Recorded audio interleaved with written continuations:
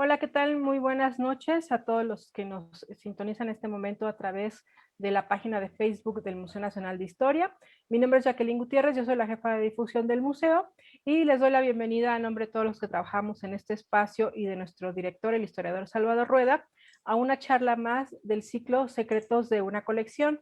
La intención de este ciclo es presentar al público que nos acompaña a través de redes sociales, en particular en este momento en el que el museo está cerrado, darles una probadita, llevarlos a viajar, darles a conocer toda la gran colección que existe en el Museo Nacional de Historia, que es una colección no solamente muy rica y variada, sino que también refleja buena parte de los procesos históricos que ha vivido nuestro país e incluso de la historia de la propia vida cotidiana de nuestros abuelos, bisabuelos, padres y quizás hasta de nosotros mismos.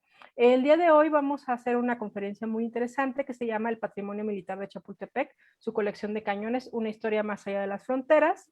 En esta ocasión nos acompañan dos grandes investigadores, el maestro Eder Antonio de Jesús Gallegos, quien es investigador independiente, cuenta con un máster en Historia de América Latina por la Universidad Pablo de Olavide de Sevilla, España, diplomado en Historia Comparativa por la Universidad Nova de Lisboa, Portugal, y es licenciado en Historia con mención honorífica por la Universidad Veracruzana de nuestro país. Él es ex becario de la Fundación Carolina y de la Fundación Conocimiento y Cultura de España, becario de excelencia del Gobierno Federal Mexicano y del Gobierno del Estado de Veracruz. Pertenece a grupos de investigación de la Universidad Michoacana de San Nicolás de Hidalgo, de la Universidad Nacional Autónoma de México y de la Universidad de Navarra en España. También nos acompaña el día de hoy la maestra Talia Montes Resinas. Ella cuenta con estudios de antropología social por la Escuela Nacional de Antropología e Historia, estudios de historia por la UNAM, realiza investigación en el INA, nuestra institución, desde el 2001 y es miembro del área de investigación del Museo Nacional de Historia desde el 2010, donde es responsable de las colecciones de tecnología y armas, que es parte de lo que veremos el día de hoy. También pertenece al comité editorial de la revista Gaceta de Museos del INA.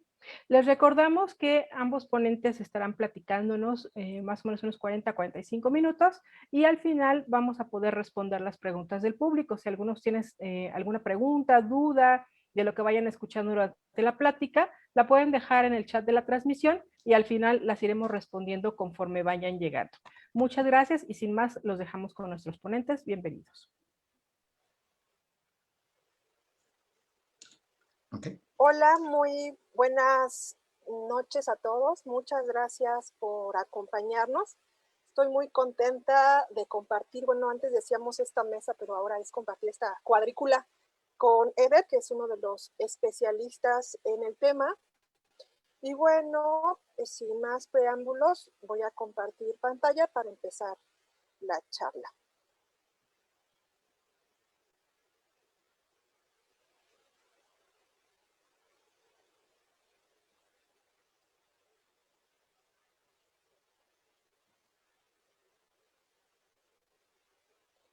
Vamos a tocar una de las colecciones del Museo Nacional de Historia, que son sus cañones, estas piezas a lo largo de las salas de exhibición y también en sus patios.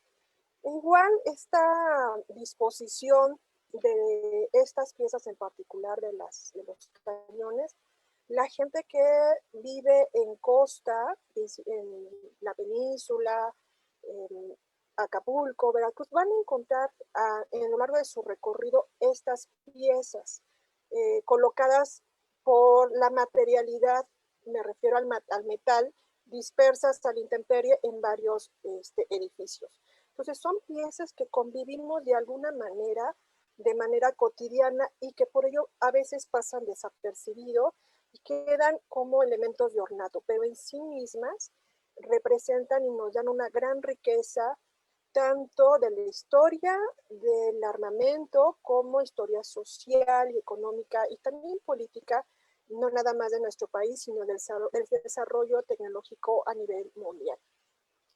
Empezaré diciendo que cuando me toca a mí estar enfrente de un arma para estudiarla, partimos de que es una herramienta, una extensión de las habilidades que tiene cada uno. el hecho de poder rasguñar, morder, rasgar, herir, lanzar, golpear, estas capacidades que tenemos como humanos, a lo largo de nuestra historia, hemos ido elaborando herramientas que potencializan estas capacidades. Así que los cañones forman parte de estas herramientas, la capacidad de arrojar algo para golpear, para derribar un objeto.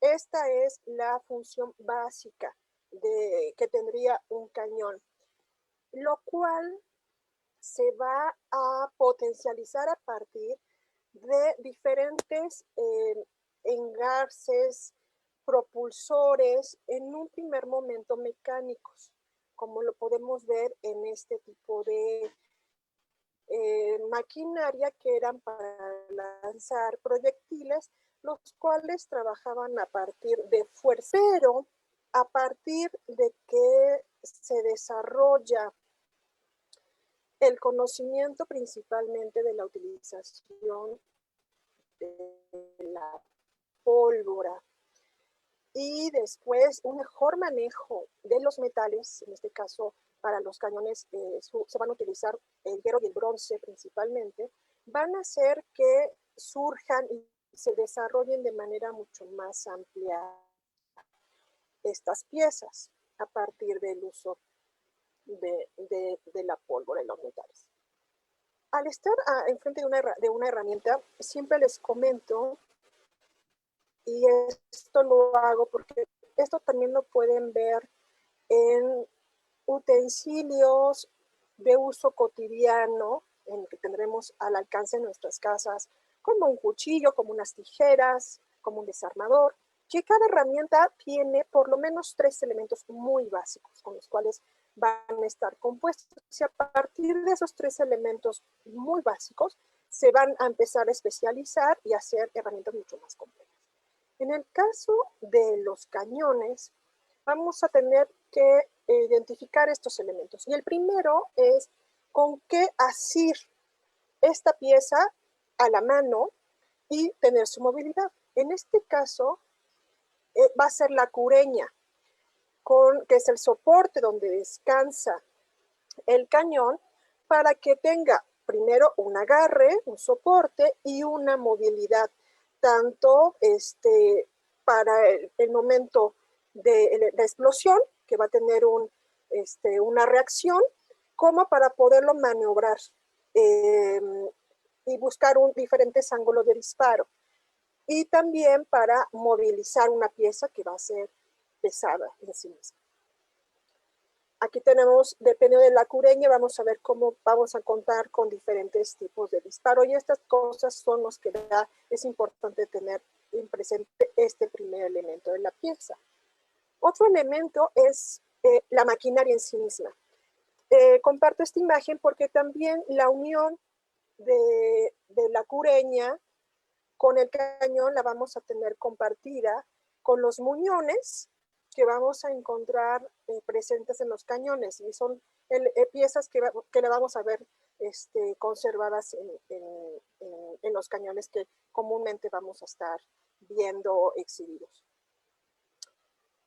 Traje esta imagen porque al estudiar la tecnología, no nada más en los armamentos, sino a nivel general, existen fronteras que se comparten los conocimientos para que se pueda desarrollar una herramienta.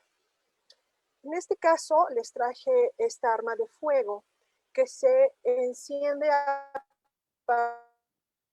partir de un pedernal que hace con el metal, con el rastrillo que está en la parte de arriba, y va a sacar la chispa, y a partir de esa chispa va a encender el cañón.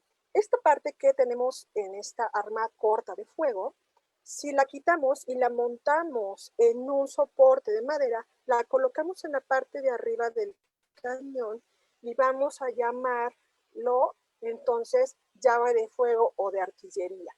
Es así que vamos a ver cómo tenemos diferentes armas de fuego que comparten niveles y elementos de tecnología en sí mismo. Antes de terminar esta parte de explicar cómo entendemos el cañón como una herramienta, también las herramientas son pensadas en sus elementos para ser reemplazadas, para ser cambiadas.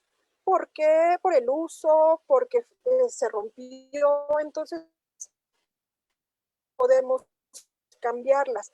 No se hacen buscando que se engranen y que no puedan ser de una sola pieza y difícil de intercambiar. Al contrario, se busca la movilidad de cada una de ellas para intercambiarse. Es por ello, y en un momento más Eder nos explicará más la importancia de lo que les voy a mencionar, que la mayoría de nuestras piezas, de nuestros cañones, van a perder sus cureñas. ¿Por qué? Porque a diferencia del cañón que va a estar elaborado con hierro o con bronce, las cureñas, la mayoría eran de metal y podrían ser intercambiadas dependiendo de la necesidad que se tuviera. Entonces, desafortunadamente, a nosotros nos han llegado únicamente el cañón, sin sus cureñas. Y sí, lo que les quiero decir es que la cureña, el mecanismo del cañón, el cañón mismo, están al mismo nivel de funcionamiento. Si nosotros no tenemos, no va a poder funcionar de la manera más adecuada. Entonces sí era importante contar con una cureña adecuada para su funcionamiento. ¿Cómo llegaron estas piezas al Museo Nacional de Historia? ¿Qué podemos hablar en particular de la colección del Museo Nacional de Historia con sus cañones? Es que la mayoría de estas piezas van a provenir de un museo que se formó en 1878 en la zona de la Ciudadela, esta ahora área de importantes bibliotecas en la Ciudad de México. Ahí se creó un área que tenía varios elementos militares.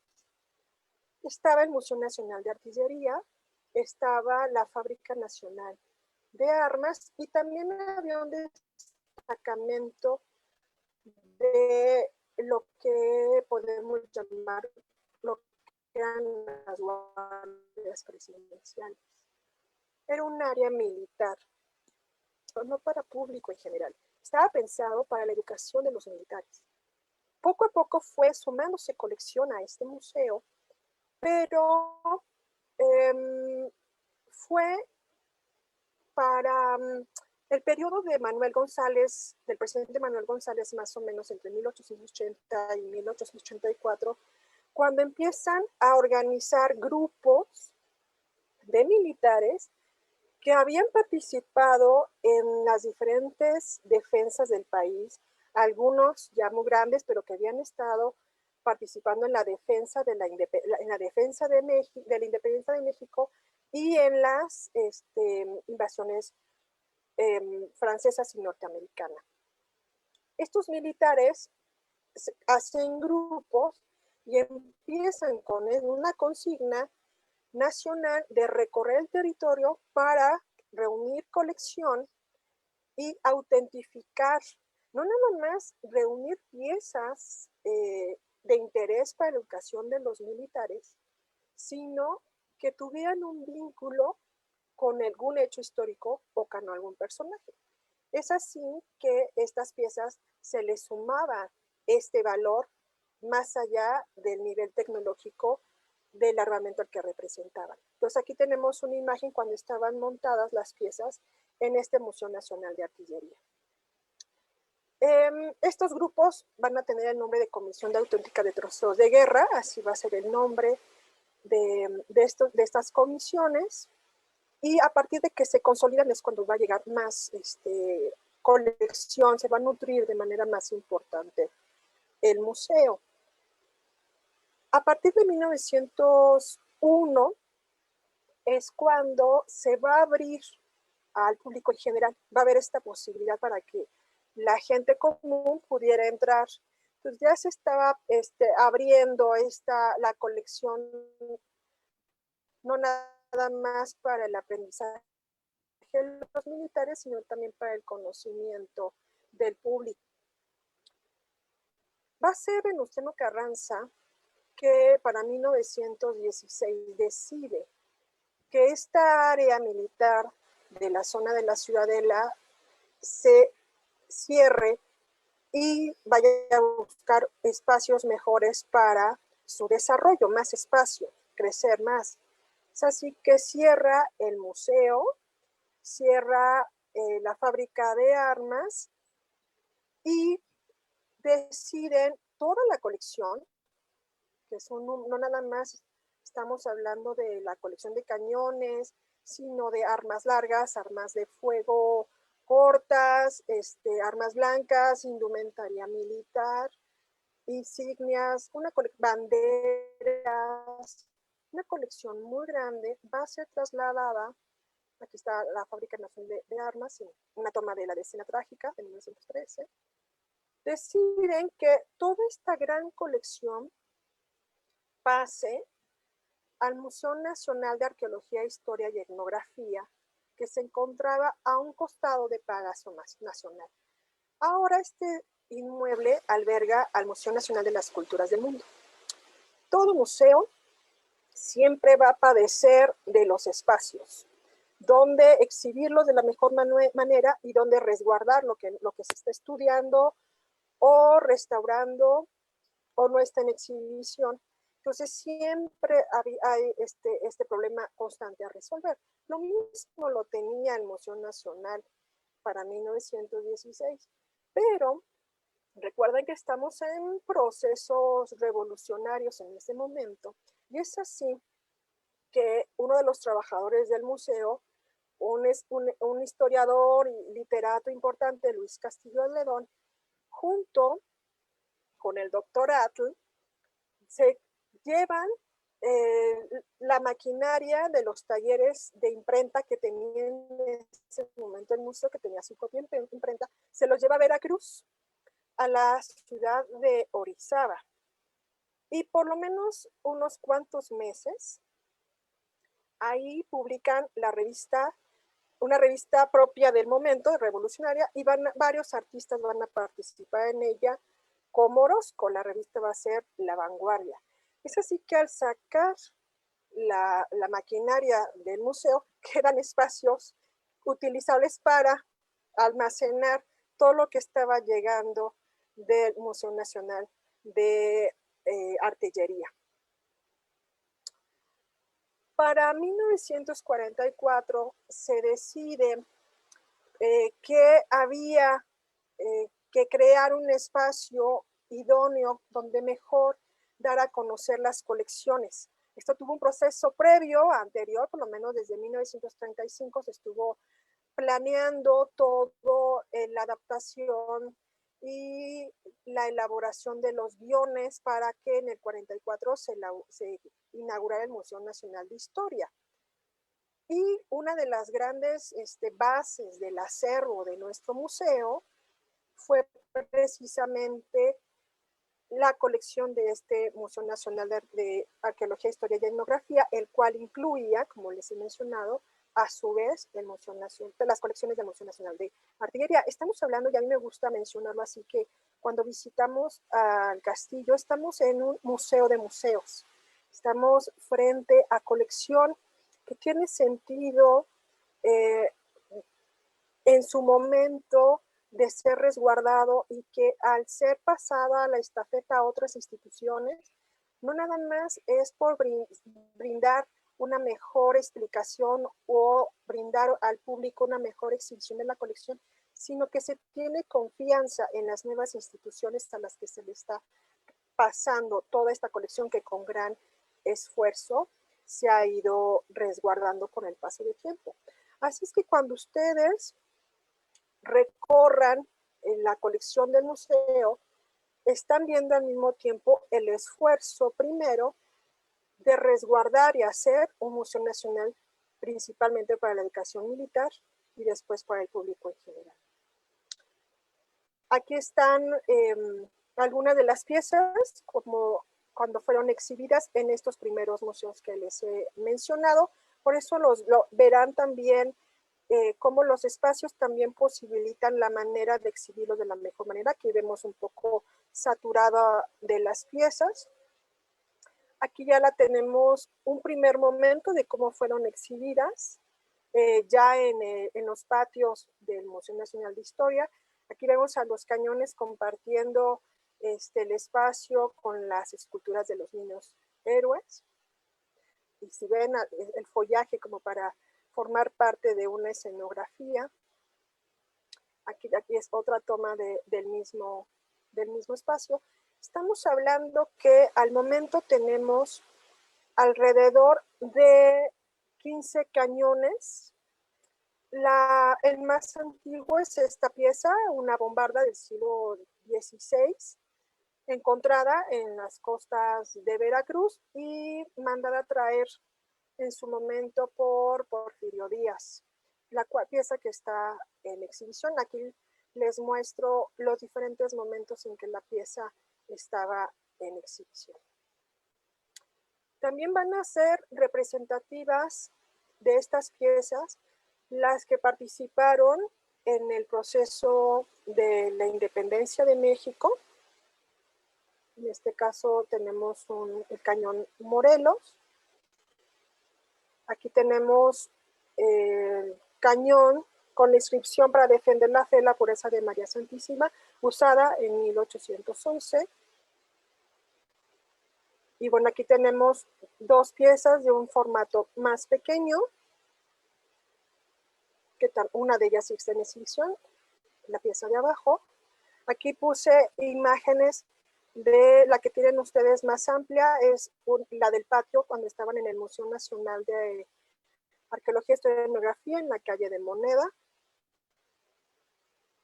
Y bueno, aquí es esta pequeña pieza de la fábrica de Chapultepec que la tenemos en exhibición. Esta pieza también es representativa del periodo de la intervención francesa.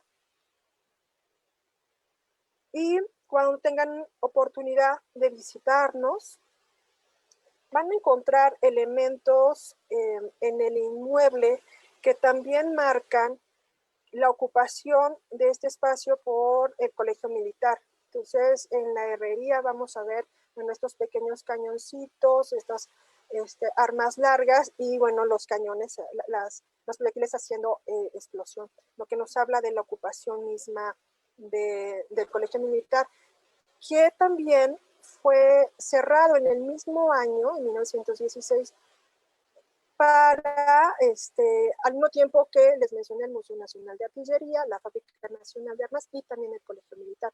Son estas disposiciones que Carranza en ese año manda hacer para todo el ámbito militar mexicano y buscarles un mejor espacio donde albergarse. Entonces, con esto cierro mi intervención para darle la pauta a lo que nos va a contar ahora Eder. Ok, muchas gracias, Thalía, por esta introducción.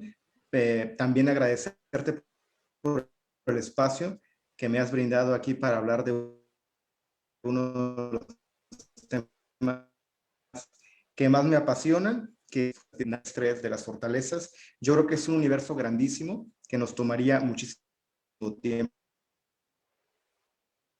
en temas muy importantes. Si bien la colección del Museo Nacional de Historia, Castillo de Chapultepec, es quizá una de las más relevantes colecciones de armas del país, cada pieza tiene una historia particular, una historia que nos conduce a más preguntas y de las cuales podríamos tomarnos muchos meses para desentrañarlos. No obstante, voy a ahondar primeramente en 4 líneas de investigación que señalo, nuevas, que son líneas que se pueden trabajar a partir de la historia de los cañones que están en la colección y del patrimonio mismo de Chapultepec. Y de nuevo reiterar mi agradecimiento al Museo Nacional de Historia Castillo de Chapultepec, con su director, Salvador Rueda Smithers, y agradecerte a ti, Thalía Montes, por el espacio. Entonces, voy a proceder para mostrar lo que les vengo preparando en cuestión de artillería y de cañones. Como bien mencionó Thalía, la artillería es una pieza tecnológica que recrea todo un mundo material, pero también un mundo histórico y que nos deja un legado, un patrimonio, conocido como un patrimonio militar, porque es el legado de nuestros antepasados, de cómo defendieron la soberanía de los territorios que actualmente conocemos como México. Como les comentaba, hoy vamos a ahondar solamente en 4 líneas de investigación, preguntas que a mí me han surgido a partir de este primer contacto con las interesantes colecciones de armamento y en particular de artillería del Museo Nacional de Historia, y pertenecen a los periodos próximos inmediatos a la conquista de México, a el virreinato de la Nueva España, a la independencia de México y a el proceso de consolidación en un periodo de intervenciones extranjeras como fue el siglo XIX. Entonces, de nueva cuenta, voy a hacer lo más conciso porque son temas sumamente relevantes. Es muy poco conocido que en Chapultepec quizá fue el sitio donde surgió la primera fundición de cañones del país. Es un tema a debate con la historiografía que se está llevando a cabo en estos momentos. Si bien Chapultepec tuvo una importante fábrica de cañones tan temprano como principios del siglo XVII, y que estos cañones alcanzaron lugares inusitados, donde los ecos de Chapultepec resuenan.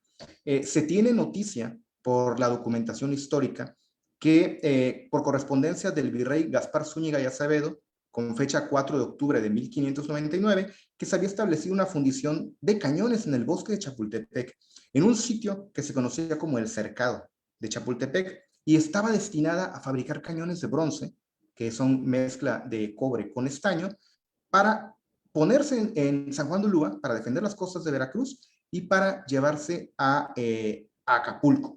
Y de allí, obviamente, para embarcarse en el famoso galeón de la nao de China o galeón de Manila.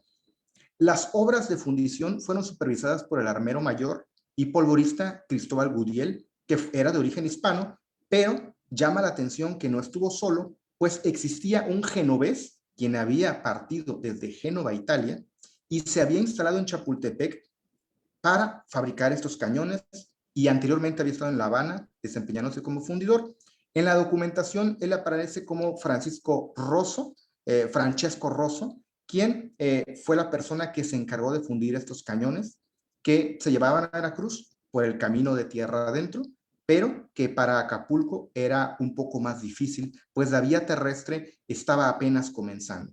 Por eso, el 7 de enero de 1600 se decidió de Chapultepec tomar materiales de los almacenes de Chapultepec para levantar una casa de fundiciones en Acapulco.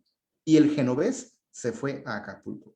Los cañones que se llevaron a cabo, que se realizaron en Chapultepec en este primer momento, de 1599-1603 aproximadamente, se llevaron a Acapulco y debieron consistir en piezas de bronce de calibre, que en ese entonces el calibre se medía por el peso de la bala, de 12 libras castellanas, lo equivalente a 5 kilos y medio aproximadamente.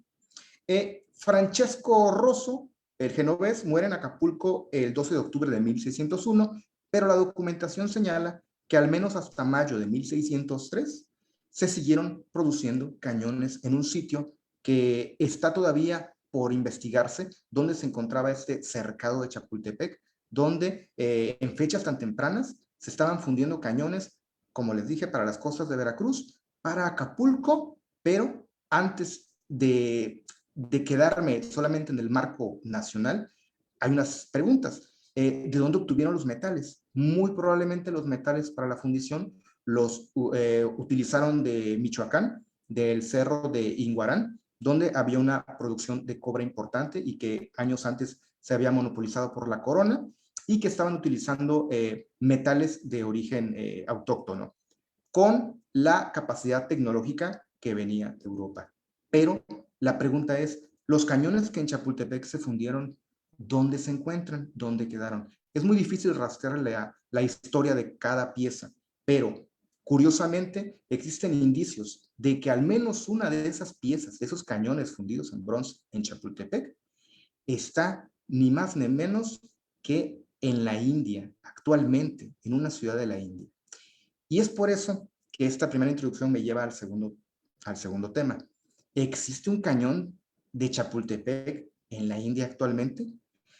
Parece ser que, según indicios documentales que he rescatado del Archivo General de Indias en Sevilla, España, y testimonios de viajeros expertos anticuarios como Rodrigo Rivero Lake, uno de los cañones de bronce fundidos en Chapultepec se encuentra actualmente expuesto en un museo, que es el Government Museum de la ciudad de Chennai, actualmente conocida como la ciudad de Madrás en la India. En el mapa ustedes pueden observar dónde se encuentra la ciudad de Madrás, actualmente Chennai, y lo distante que se encuentra de su origen aparentemente en Chapultepec. Estamos hablando de literalmente del otro lado del mundo. Y hasta allá resuenan los ecos de Chapultepec.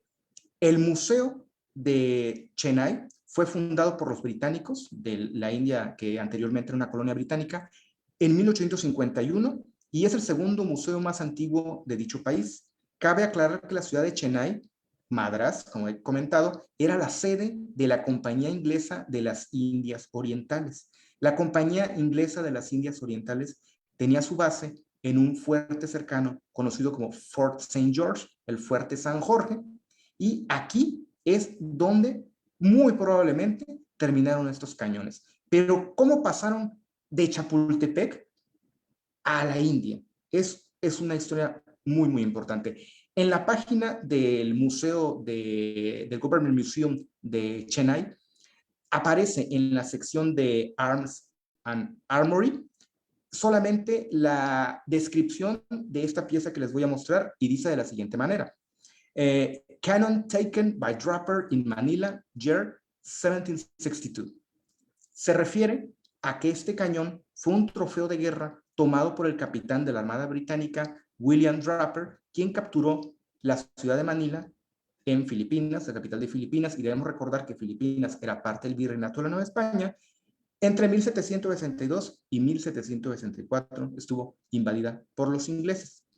Y en ese momento es cuando la Armada Británica toma algunas piezas de relevancia histórica y se las lleva de Filipinas a la India.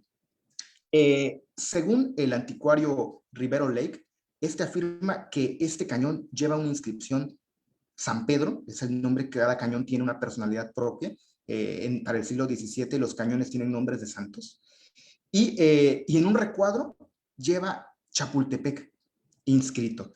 Para conocer un poco de la pieza, la vamos a observar ahora. Esta es la pieza a la que me estoy refiriendo. Por desgracia, no he podido comprar mi boleto para ir a la India. Ojalá pronto pudiera ir, pero la tecnología nos permite a través de Google Maps conocer un poco más de esta pieza y puedo observar que bastantes turistas de origen asiático y de la India se toman fotografías con ella, la tocan, están en contacto. La pieza en cuestión tiene un recuadro donde menciona su origen filipino. Aquí la pueden observar. Dice Canyon taken by Draper in Manila en el año de 1762.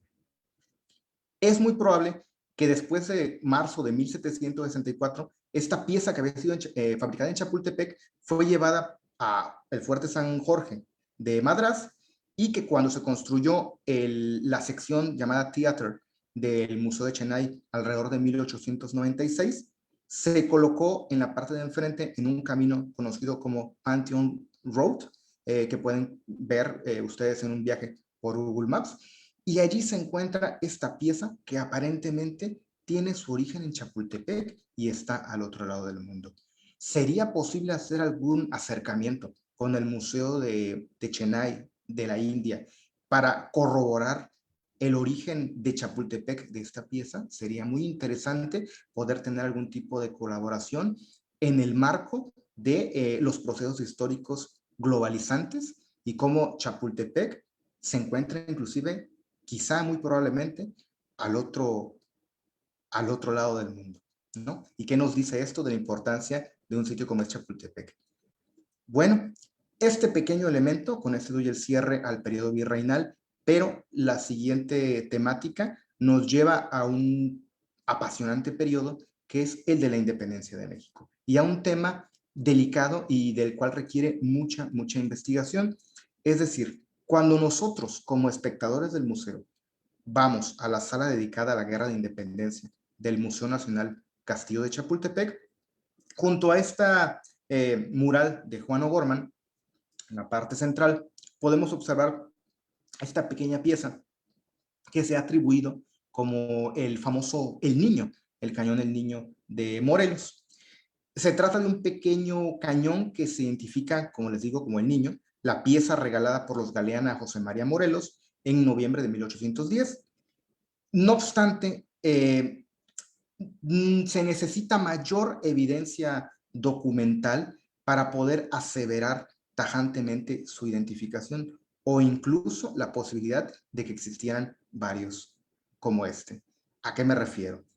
En un inventario realizado por el INAH con fecha del 3 de octubre de 1973, la imagen que corresponde, como bien Thalía ya había tenido a bien mostrarnos dentro de sus imágenes, el cañón que se identifica como El Niño para 1973 no es precisamente el mismo cañón que actualmente se exhibe. Esto requiere una investigación profunda, esto es realmente un pequeño acercamiento. La descripción de 1973 dice lo siguiente: cañoncito de bronce fundido de 77 milímetros de boca y por 77 centímetros de largo, sin cureña, no tiene soporte, ni ruedas, atribuido a las tropas de Morelos con el nombre del Niño. No obstante, la pieza que se exhibe hoy junto a el mural de Juan O'Gorman sí lleva una cureña y sí lleva un par de ruedas para movilizarse.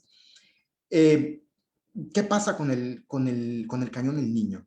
El Niño fue usado por la insurgencia, como muchos conocemos desde nuestras épocas de la instrucción primaria, y estuvo perdido al menos desde el sábado 2 de mayo de 1812, cuando se produjo el rompimiento del sitio de Cuautla, ante la premura de los insurgentes de dejar el sitio, y en la confusión, según la documentación que se ha llevado a cabo por investigadores como el doctor Moisés Guzmán Pérez o por su servidor, la mula que portaba el cañón del Niño cae y se pierde a partir de este momento. De aquí, en teoría, tendría que reaparecer durante todo el siglo XIX, se pierde la pista del cañón del Niño, y en teoría tendría que reaparecer dentro de este Museo Nacional de Artillería del que Thalía ya nos ha mencionado. Lo curioso es que en su catálogo de 1910, publicado en 1910, que ahí lo pueden observar en la portada, no aparece ningún cañón al cual se le atribuya El Niño. Entonces, si no existe un cañón para 1910 que haya sido atribuido como El Niño, ¿en qué momento aparece dentro de las colecciones? Es una pregunta, reaparece desde 1944, ¿en qué momento se está catalogando? Para 1973 ya tenemos esta primera referencia del Niño. Una forma de quizá ahondar en realmente qué tipo de pieza sería El Niño es si pudo tener un uso bélico. Desgraciadamente, cuando pensamos en el cañón del Niño, no nos detenemos a pensar su uso táctico. En el terreno, el Niño no era un cañón que disparara una bala maciza, sino era una pieza destinada para la metralla, es decir, para disparar muchas balas y de esta manera pudiera aturdir al enemigo, ¿no? Existen investigaciones hasta el momento no lo suficientemente adecuadas. Por ejemplo, Antonio Ríos Ruiz afirma esto realmente sin un debido fundamento. Incluso dentro de la obra del Niño de Arturo Ríos Ruiz, señala que ha encontrado una bala del Niño, ¿no? Realmente, si se trata de una pieza que arroja metralla, es complicado realmente hacer su identificación a partir del calibre. Se requiere una persona especialista en tecnología militar, más allá de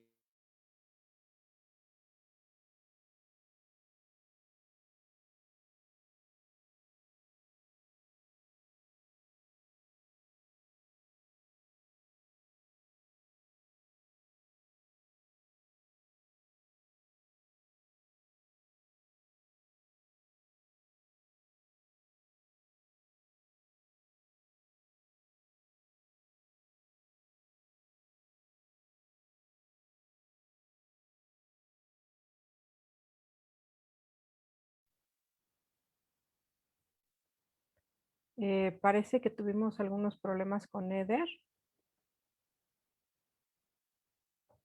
Estamos esperando a que pueda Yo creo conectarse que nuevamente sí, yo también tuve problemas con la señal. con la transmisión. Sí, pues esperamos un segundito, a lo mejor. Yo creo que Les pedimos un poquito de paciencia a nuestros compañeros, bueno, a las personas que nos están escuchando en este momento. Pues esperamos un segundito, a lo mejor. Les pedimos un poquito de mientras paciencia a nuestros compañeros, bueno, a las personas que nos están escuchando en este momento.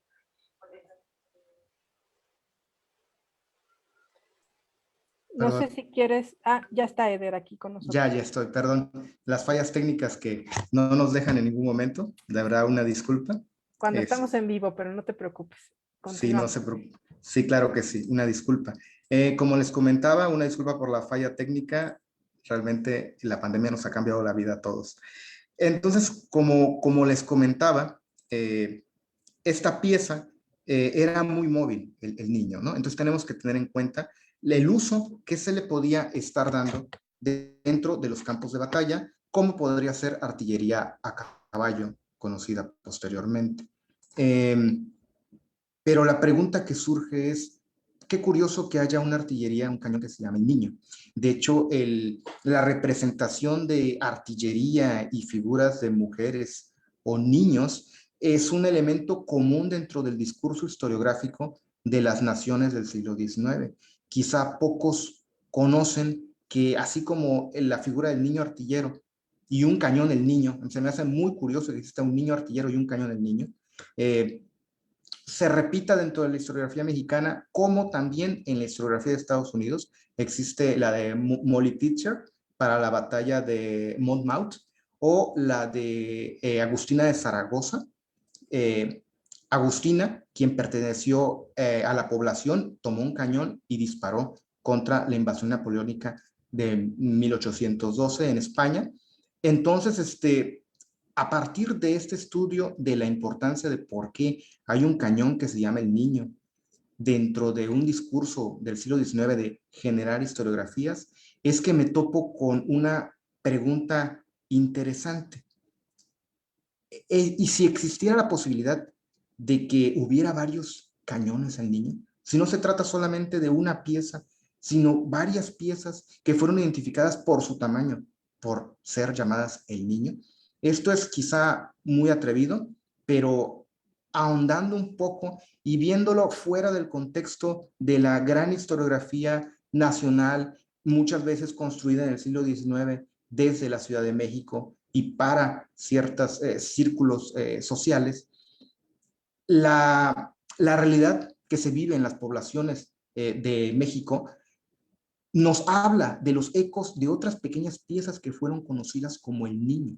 Y actualmente hay sitios en México que dicen tener su propio cañón el Niño. Cuando yo estuve hace ya quizá una década comenzando con los estudios de artillería, sabía de estas pequeñas piezas y hubo momentos en los que gente de estas poblaciones se contactaron conmigo para decirme que ellos tenían el original el Niño, convencidos dentro de su tradición oral. Y dentro de estas tradiciones orales se encuentra, por ejemplo, el caso de Cocula en Guerrero. Actualmente los pobladores de Cocula detonan un pequeño cañón bautizado como el Niño en sus celebraciones patrias anuales. Y según él, su tradición oral fue dejado por Morelos a su paso por dicha localidad. E incluso afirman sentirse tan orgullosos del cañón, su cañón, el Niño, que no dejarían que especialistas de el INA, por ejemplo, o historiadores especialistas, lo llevaran a Ciudad de México o se lo quitaran. Lo ven como un elemento parte de su identidad. Lo mismo pasa en Guajuapan. En Guajuapan, Oaxaca, afirman tener un cañón, el Niño original, que fue fundido con bronce de su antigua campana de su iglesia. Y según su tradición oral, indican que se usaron varios similares durante la Guerra de Independencia. En Acucio del Canje, o Acucio del Canje, en Michoacán, tienen una réplica actual y uno vetusto que afirman fue usado en la localidad durante la insurgencia. Otras fuentes apuntan que fue usado durante la segunda intervención francesa, pero le siguen llamando el niño. Aunque fuera usado en la intervención francesa, en la segunda intervención, le llaman el niño. Y como les había comentado, hacia el año 2014, algunos pobladores de estas localidades y gente particulares de la ciudad de Cuernavaca se contactaron conmigo para decirme que en sus colecciones privadas ellos tenían cañones de pequeño calibre que eran identificados como el niño. Desgraciadamente, por cuestiones laborales y de trabajo, yo no pude ahondar en esto y ojalá las personas se volvieran a comunicar conmigo para poder hacer esta identificación. Entonces, estamos ante varios ejemplos de el niño. No estoy diciendo quizá que exista un único niño, sino quizás todos fueron a su modo el cañón del niño. ¿Okay? Por último, una vez cuando se reafirma la independencia nacional y México ha pasado de optar de estos pequeños instrumentos para defender su soberanía, para reafirmarse como un país independiente, la elaboración de artillería fue siempre un problema, porque los gobiernos del siglo XIX fluctuaban de manera errática entre construir una industria nacional para fundir cañones o adquirir las piezas en el extranjero, con todos los intermediarios engorrosos que esto podría adquirir. Muchas de las piezas que vemos en los museos, tanto el Museo Nacional de Historia de Castillo de Chapultepec, como el Museo de las Intervenciones y los diversos museos que el INAH tiene, son piezas adquiridas en el siglo XIX, pero que por desgracia, ante la imposibilidad de contar con un especialista en un tema tan específico, no están debidamente elaboradas las fichas o no están incluso en las cureñas que son las bases, que son adecuadas para estas piezas, ¿no? O en el debido contexto. Cuando nosotros vemos los cañones que están en un museo, estamos viendo la historia de una pieza, su historia no solamente de en qué batalla participó, sino cómo llegó allí y quién la fabricó. Cuando cualquier persona va a la sala llamada La Joven Nación del Museo Nacional de Historia, puede observar varios cañones del siglo XIX, del periodo de las intervenciones extranjeras. Pero de entre todos, cuando yo he tenido la oportunidad de visitar, hay uno que particularmente me ha llamado mucho la atención, y ese es el caso de este pequeño cañón identificado como la República de Yucatán.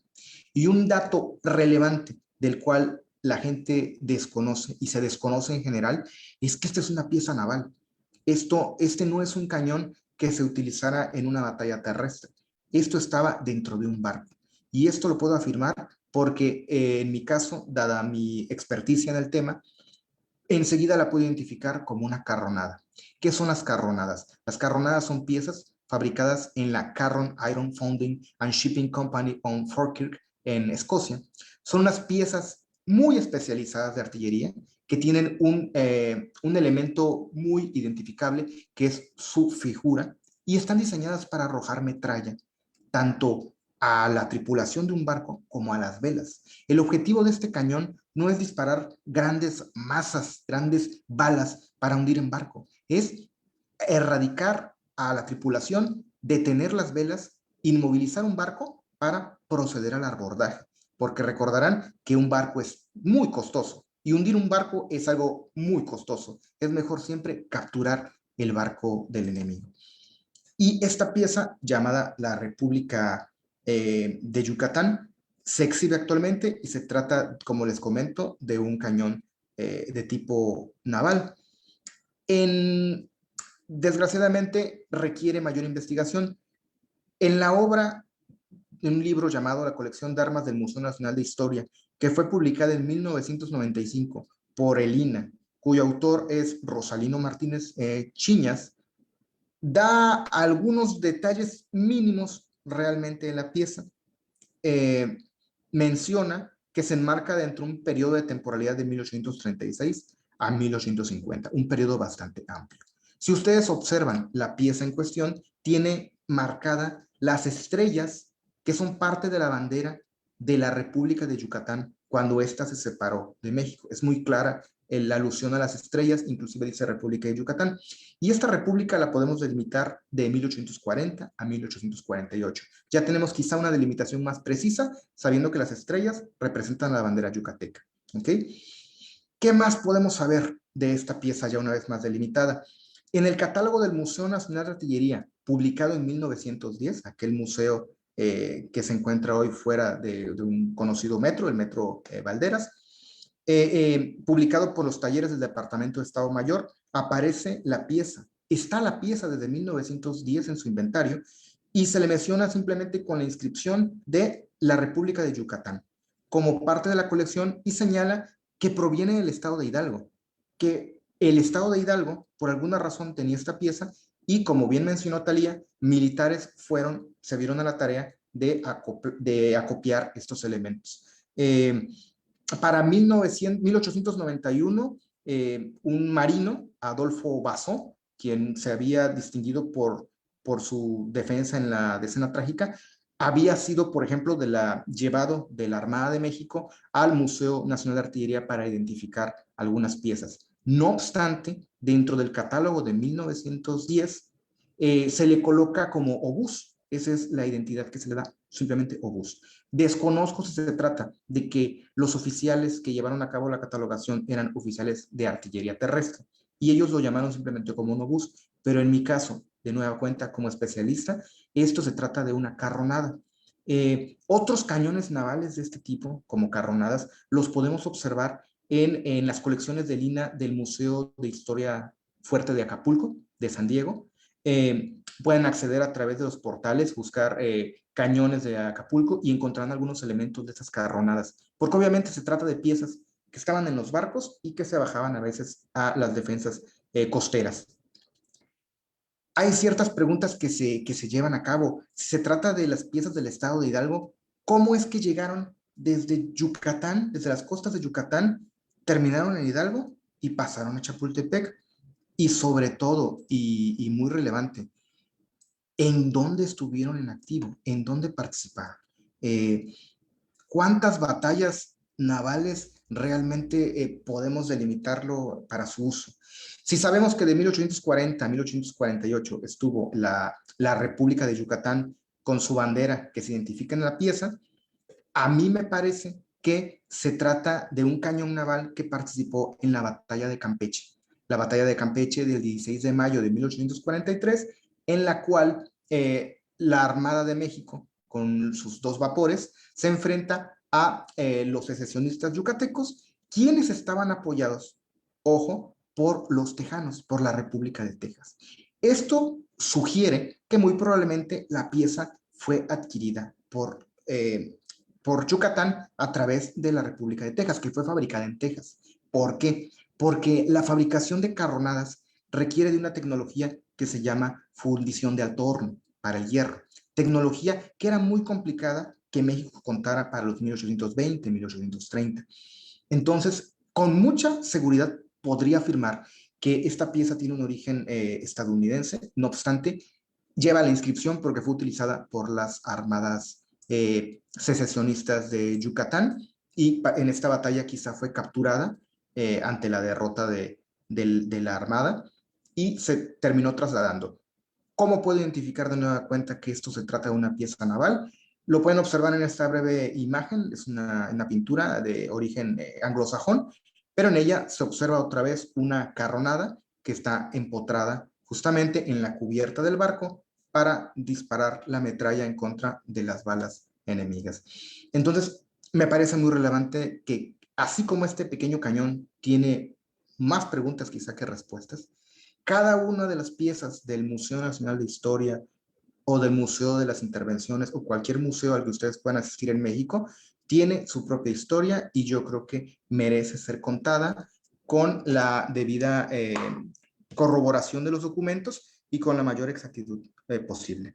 Entonces, yo les dejo estas 4 elementos, 2 para el periodo virreinal, 1 para el periodo de la independencia y otro para el siglo XIX, invitándoles a que descubran las piezas y también invitando a los espectadores a que podamos ahondar mucho más en la historia de cada uno de estos pequeños cañoncitos. ¿Ok?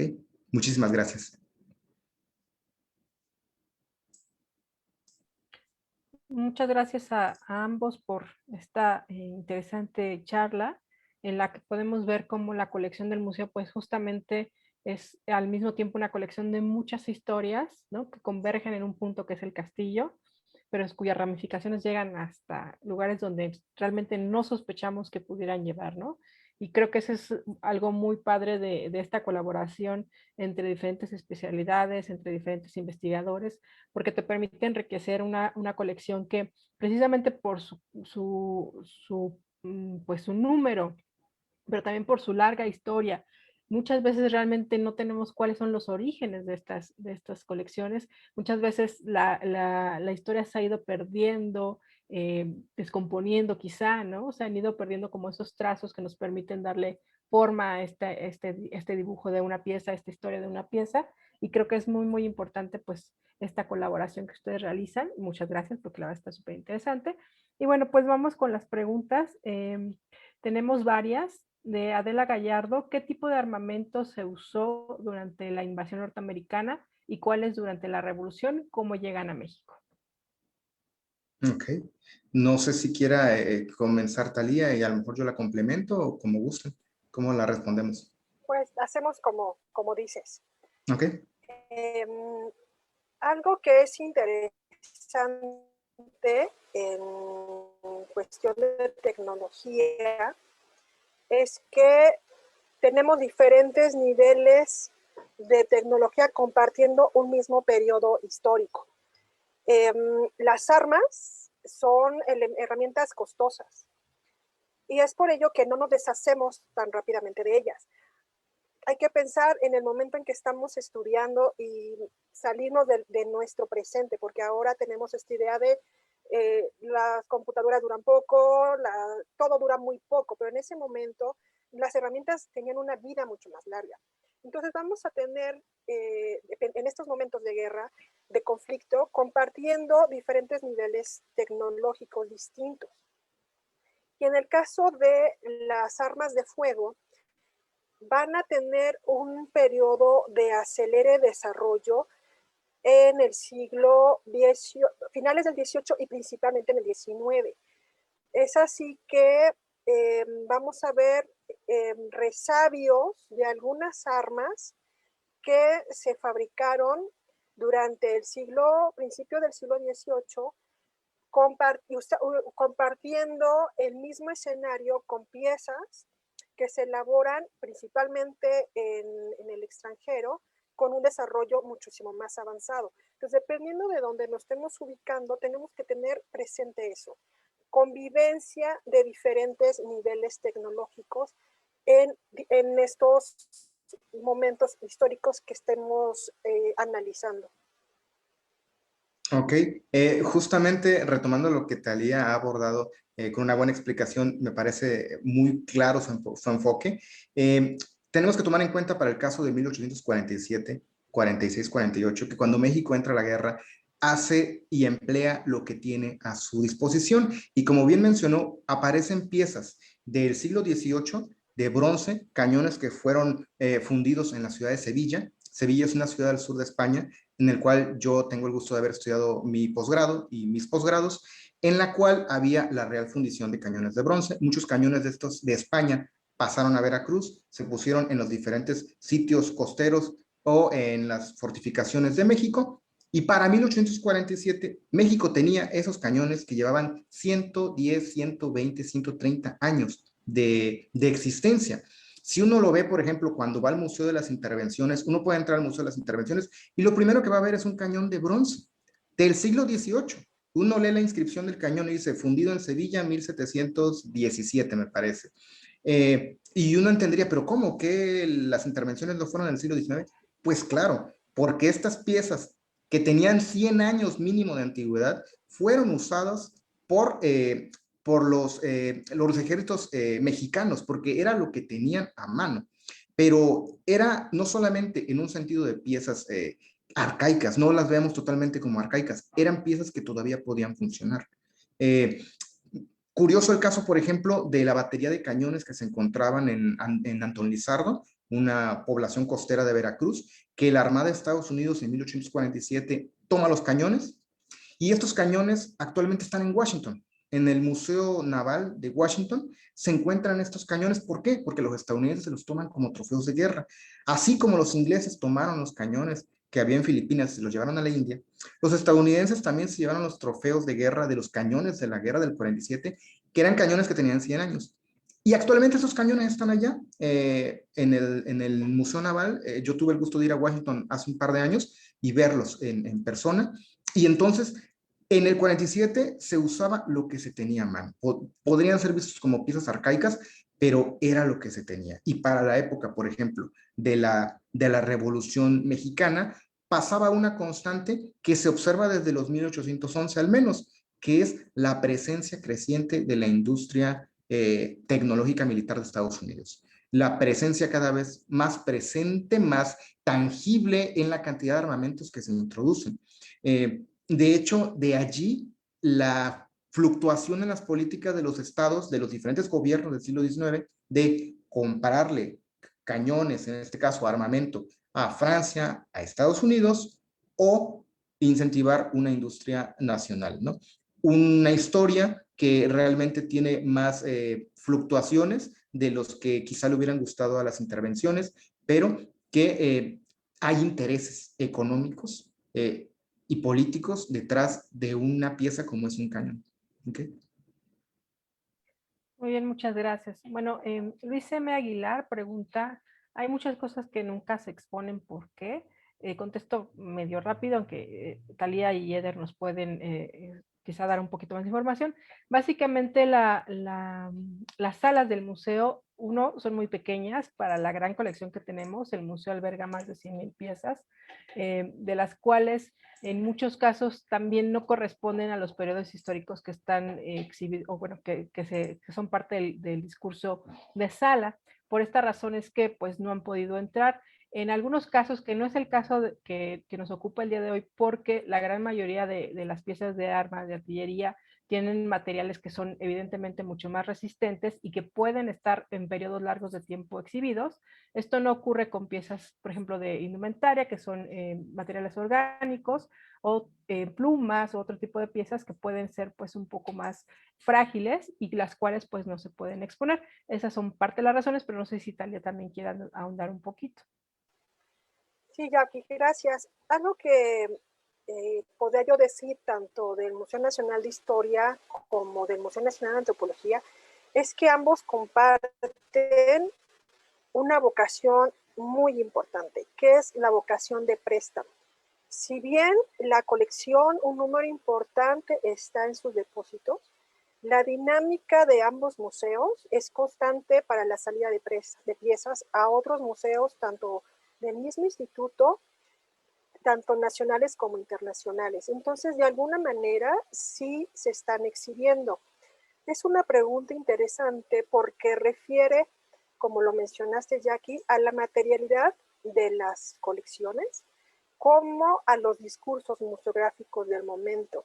Hay piezas que necesitan descansar, que necesitan pasar a ser restauradas y a una rotación para exhibición dependiendo de los discursos que se estén haciendo. Pero principalmente, bueno, nos preguntan esto, es una pregunta constante, pero sí pensemos en que por lo menos estos dos museos, si bien sus colecciones están en depósito, estas salen de manera muy constante a otros museos. Okay. Yo nada más quisiera apuntar que en el caso de las piezas de artillería, comúnmente cuando se encuentran están en condiciones deplorables. Algunas piezas en las cuales yo he tenido la oportunidad de participar dentro de su rescate, se podría decir, y el proceso póstumo que pasan de restauración es bastante complicado. Tristemente he catalogado situaciones en las que las piezas que se encuentran, en el caso de los cañones, están básicamente como basureros. He encontrado piezas tiradas en los pisos en ciertas instituciones cuyo nombre no diré, en las cuales las ocupan inclusive como basurero. Entonces, cada pieza tiene que pasar por un proceso tanto de identificación como de restauración muy largo y que a veces eso impide su exposición inmediata. Así es. Bueno, Fernando González comenta, Ellis Peter Bean fue un personaje norteamericano que intervino en la Guerra de Independencia de nuestro país, que estuvo al mando del generalísimo Morelos. Si bien es cierto que fabricó cañones donde el cuerpo fue hecho de madera con aros metálicos, si alguno de los ponentes sabe si sobrevivió alguno de los que fabricaron en metal, en hierro o bronce. Bueno, Por lo yo menos, quisiera... no, adelante, adelante. Bueno, yo quisiera ahora sí arroparme como experto en el tema, dado que sí he trabajado el periodo de Morelos, en particular de la artillería. Pueden buscar algunos artículos de mi autoría en internet.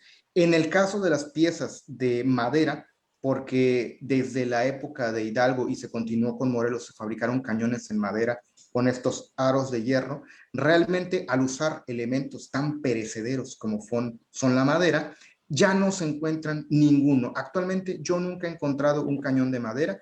Existen cañones de madera y de cuero en colecciones, por ejemplo, en Suecia o en La Habana, utilizados en diferentes periodos históricos, pero para el caso de México ninguno ha sobrevivido. Se trata de encino, son cañones elaborados con Quercus ilex, con madera de encino, y que sabemos de su utilización de manera documental. Yo le quisiera recomendar la siguiente obra, ahora sí que no vengo preparado, pero sí. En esta obra que hace algunos años tuvimos a bien de publicar con la Universidad Nacional Autónoma de México, en ella dedico un capítulo a la fabricación de cañones de José María Morelos y Pavón, y quizá allí pueda encontrar un poco más la respuesta.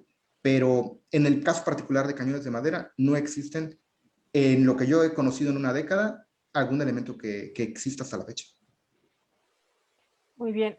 También él pregunta, ¿cómo es que se bautizaban con nombres estas piezas de artillería?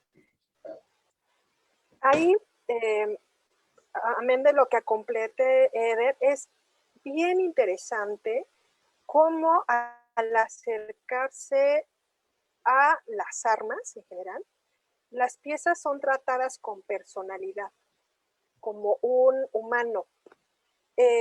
Entonces, en algunas van a tener la inscripción no nada más del dueño, en su parte de reserva, que la placa, van a tener aparte la inscripción de un nombre asignado, bautizada la pieza. No nada más se les asignaba un nombre, dependiendo de esta, si era un arma para cazar o un arma para el enfrentamiento de lucha, o, o arma blanca o arma de fuego. Es interesante cómo se bautizan, pero también no es un objeto que se queda nada más como el resto en las colecciones, sino sí es realmente interesante ver esta asignación de personalidad al objeto. Y la asignación de los nombres va a variar dependiendo si va a formar parte es una pieza militar, que le van a asignar algunos nombres principalmente de los santos.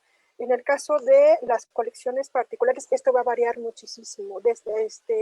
Hay algunas que me ha tocado revisar que dicen, te nombro como el día de mi cumpleaños, pero desafortunadamente yo no sé cuál es el día de cumpleaños, pero así le ponen, la registran, te nombro como el día de mi cumpleaños. Mi querida, la más chiquita. Entonces, va a variar. Bueno, yo he visto estas dos variantes en el ámbito militar y en el ámbito particular. Ok, nada más quisiera apuntar que para piezas del siglo XVI a principios del siglo XIX, como bien lo apunta Thalía, estamos ante un elemento antropológico precioso porque son elementos artesanales. Un cañón es un elemento único. En realidad, ningún cañón es exactamente igual al otro. Por más que las ordenanzas de artillería españolas o las reglamentaciones lo dicten, siempre hay un más menos cantidad de cobre, más menos pulgadaje, más menos en algo. Entonces, cada uno tiene un alma y también depende de quién la patrocina. Si la patrocina, por ejemplo, un jesuita, le van a poner un nombre de eminentemente de santo de los jesuitas, ¿no? Si va a ser los franciscanos, le van a poner San Francisco. Inclusive hay tandas de fundiciones en las que funden 12 y les llaman los 12 apóstoles. Y cada uno tiene los nombres de los 12 apóstoles, ¿no? Era una forma también en la que el fundidor como si firmara un cuadro. era la firma del fundidor para legar esto. Y en el siglo XIX continuó este discurso, está el conocido cañón Matamorelos, el famosísimo cañón Matamorelos, y el de para proteger la Santísima Purísima Virgen María. Son cañones que llevan una intencionalidad, y también existen cañones que son rituales, no todos solamente son cañones de guerra. Hay piezas muy pequeñas de 4 libras de calibre que se usan para llamadas navales, es decir, para anunciar la entrada de un barco o la despedida de alguna autoridad en una población. Inclusive el cañón El Niño era un cañón, y en el museo tienen también una pieza de este tipo, que son usadas para los fuegos artificiales de las fiestas religiosas de las poblaciones. Entonces, así como las campanas son un elemento central dentro de la vida cotidiana en el antiguo régimen, también lo son los cañones.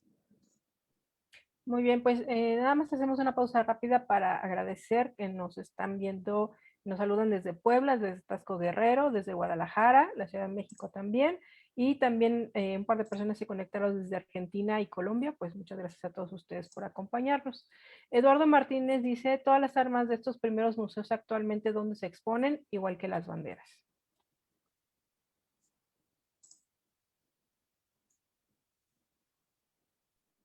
Tienes apagado tu micrófono, Talia. Perdón, varios autores señalan que cuando se cierra el Museo Nacional de Artillería y pasa al Museo Nacional de Arqueología, Historia y Etnografía, a un lado del Palacio Nacional, a partir de 1917, van a tener la posibilidad, este museo, de ceder gran parte de sus colecciones a los nuevos museos que se están creando. A partir de ese momento se va a procurar la descentralización cultural y se van a crear museos en algunos estados, y se van a hacer la selección de estas piezas para nutrir a estos nuevos museos. Es así que vamos a encontrar piezas que formaron este primer grupo en el Museo Nacional de Artillería, en el Museo Nacional en el Museo de Churubusco, el Museo Nacional de las Intervenciones, en el Museo del Ejército, en el Museo Naval. Hay autores que también refieren que algunos se fueron al Museo Regional de Guadalajara, y estas colecciones fueron desde armas cortas, armas largas, insignias, banderas, indumentaria militar. Entonces van a nutrir el primer núcleo de estos nuevos museos que se van a estar creando de manera muy temprana, desde 1917 y 18, en estos estados. Entonces también es complejo a veces rastrear el camino de estas piezas, pero sí han nutrido a otros museos.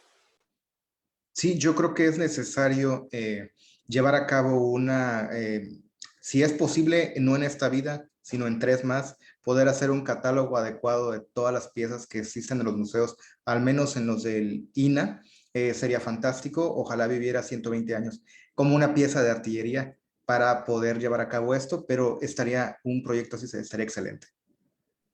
Muy bien, también aprovechamos para saludar a los que nos ven desde Monterrey, Jalapa, Veracruz, Orizaba, Veracruz, y desde Celaya, que nos están acompañando.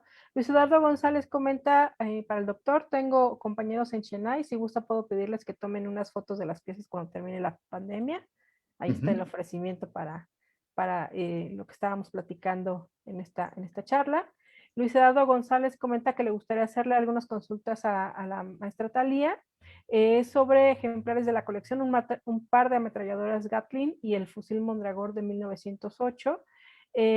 También menciona que existió un cañón Saint-Chamond Mondragón de 80 milímetros en la Revolución. Y pues quiere contactar con Talía, dejó su correo electrónico, yo se lo voy a pasar a ella ahorita para que puedan contactarla y resolver estas dudas. Raquel Camacho, doctor, en Orizaba existe el Cerro del Borrego, ¿tiene conocimiento de cuándo fue utilizado? Así lo escribió. Sí, hace 1 año y medio tuve el gusto de estar en Orizaba. Yo normalmente radicaba en la Ciudad de México, pero soy originario del puerto de Veracruz y conozco Veracruz. Hace 1 año y medio fui a Orizaba y justamente le quiero decir a todos aquellos que una pieza de artillería se debe leer. ¿Y cómo se lee una pieza? Pues se tiene que buscar los indicios que no están a la vista. Si usted va al Cerro del Borrego y ve el cañón, le invito a que se dé una vuelta así, un poquito se enchueque el cuello, y en la parte de abajo, de la parte delantera del ánima, se encuentra una inscripción y dice 5 de mayo de 1862. Tiene una inscripción y tiene inscripciones referente a apellidos. No sé a quiénes se refiere. Tiene una inscripción de apellidos, pero sí tiene grabado la fecha de la batalla de Puebla, inscrito en el cañón. La inscripción no es, parece ser, no soy arqueólogo, pero no es realizada hace 10 o 15 años, ya tiene una antigüedad suficiente para tener esos surcos y esas identificaciones dentro de la pieza, y eso nos arroja una identidad, perdón, de cuándo pudo haber sido ocupada. Tengo fotografías, cada vez que viajo hago lo que yo llamo el turismo de cañones, que es tomarle fotos a los cañones y crear yo mi base personal de qué piezas hay y qué elementos podemos utilizar para identificarlos, pero de nuevo me gustaría que la vida me diera 120 años más para poder acabarlo, pero efectivamente conozco, y a partir de las señas de identidad de la pieza, que los invito a verla, ojalá puedan darse una vueltecita, van a dar una pista de que quizás estuvieron en la batalla de Puebla. Federico Macías los saluda desde Puebla y comenta si los cañones que se encuentran en los fuertes de Loreto y Guadalupe son de diversas épocas, son de ahí o los llevaron para la renovación del centenario de la batalla de Puebla. Sí, bueno, yo me gustaría apuntar, los cañones que están en las fortalezas de Loreto y Guadalupe, tiene ya varios 8 años, unos 8 años me parece que fui a conocerlos, son piezas de bronce fundidas en España. Se trata de piezas elaboradas tanto en la fábrica de cañones de Barcelona, que se encuentra enseguidita, según van a Barcelona, en las Ramblas, donde está la estatua de Colón, en Barcelona. Enfrentito está la Real Fundición de Cañones de Barcelona, y desde Barcelona acabaron en Puebla. Y lo mismo hay piezas que fueron fundidas en la Real Fundición de Cañones de Sevilla. Ambos elementos de Sevilla y de Barcelona están en los fuertes de Loreto y Guadalupe, y están ahí porque muy probablemente se utilizaron también en las defensas. Hay piezas que se trasladaron desde Veracruz, justamente, por ejemplo, para las defensas de la Segunda Batalla de Puebla. La Segunda Batalla de Puebla de 1863 se trasladaron piezas de costa hacia la defensa de Puebla, y como les decimos, hay una gran movilidad de estas piezas, pero efectivamente se trata de piezas del siglo XVIII que están en un contexto que museográficamente se identifica más con 1862. Miguel Ángel Cuevas pregunta si en el Porfiriato se fabricó otro cañón aparte de los fabricados por Mondragón de 75 milímetros. No sé, no tengo referencia a construcción de diferentes calibres. Habría que revisar. Mayra Rand Ni Alday. siquiera, Sí. perdón, ni siquiera en fotografías, ni siquiera en fotografías he visto eso. Habría que revisar. Ok. Mayra Rand Alday pregunta si existe algún cañón de la época del Segundo Imperio en el museo. Utilizados durante ese periodo, sí tenemos piezas. Y están en exhibición. Andy Rubio, nuestra subdirectora técnica, les manda a decir que muy enriquecedora la charla. Gracias, Talia y Eder. Y pues así terminamos finalmente la ronda de preguntas. No sé si ustedes quieran agregar algo más antes de terminar esta charla. Pues por mi parte, volver a agradecer a Eder el poder participar en esta, no mesa, en esta cuadrícula. Esperemos tener condiciones para poder seguir trabajando juntos. Gracias a todos los que nos acompañaron, que se dieron su tiempo para estar con nosotros, y siempre invitarlos a conocer, acercarse a la colección del Museo Nacional de Historia, ya sea en la oportunidad de visita o en todas las versiones que ahora podemos encontrar en red. También es una grata experiencia ver las colecciones, a veces hasta de mucho más cerca. Y por mi parte, pues es todo. Muchísimas gracias. Ok, pues de la misma forma yo agradecer la oportunidad del espacio, como siempre, tan amable que me brinda el Museo Nacional de Historia, a Thalía, por darme su reconocimiento a la labor que he tenido con este tema tan curioso que son los cañones, y también invitarlos a que vean las colecciones del Museo Nacional de Historia y que cada vez que vean una pieza de un cañón le tomen una foto y se pongan en contacto con nosotros para crear esta base. De verdad, muchísimas gracias por el espacio y gracias a todos ustedes por su tiempo. Pues muchas gracias, Talia y Eder. Les recordamos que si alguno de ustedes quiere mandar alguna pregunta a nuestros ponentes, lo puede hacer a través de mensaje privado en Facebook. Yo me encargo de enviárselas a quien corresponda y en todo caso, si tienen alguna duda que les pueda responder, pues con todo gusto. Muchas gracias a todos los que nos acompañaron. También tenemos gente del Estado de México, de Trinidad y Tobago, Puebla. De verdad les agradecemos mucho que se conecten de manera virtual a estas conferencias. Vamos a continuar con ellas. Ya tenemos algunas agendadas para abril y para mayo, entonces los invitamos a seguir conectados y les recordamos que el museo continúa cerrado hasta nuevo aviso. Sin embargo, viajen con nosotros de manera virtual a través de esta página y de nuestras redes sociales, Facebook, Twitter, Instagram como Museo de Historia y de nuestro sitio web. Muchas gracias y buenas noches.